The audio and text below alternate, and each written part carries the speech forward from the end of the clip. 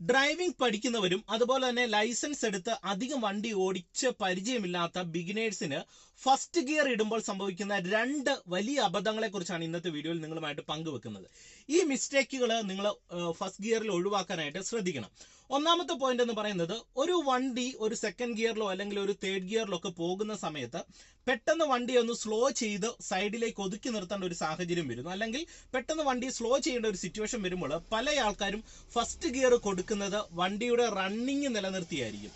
ഒരിക്കലും അങ്ങനെ വണ്ടി ഉരുണ്ടോണ്ടിരിക്കുമ്പോൾ ഇടേണ്ട ഗിയർ അല്ല ഫസ്റ്റ് ഗിയർ എന്ന് പറയുന്നത്. വണ്ടിയുടെ റണ്ണിങ് പൂർണ്ണമായിട്ട് നിന്നതിന് ശേഷം മാത്രമേ ഫസ്റ്റ് ഗിയർ കൊടുക്കാവുള്ളൂ. ഇല്ലെങ്കിൽ ഗിയർ ഇടുമ്പോൾ ഗിയർ ഇടുന്ന ഒരു സൗണ്ട് വരും, വാഹനത്തിന്റെ ഉള്ളിൽ ഒരു ജെർക്ക് ഉണ്ടാകും. ഇത് ഒന്നാമത്തെ പോയിന്റ്. ഇനി രണ്ടാമത്തെ മിസ്റ്റേക്ക് എന്ന് പറയുന്നത്, പല ആൾക്കാർക്കും ഫസ്റ്റ് ഗിയറിൽ വണ്ടി എടുക്കുന്ന സമയത്ത് ക്ലച്ച് കൺട്രോൾ ചെയ്യാനായിട്ട് അറിയത്തില്ല.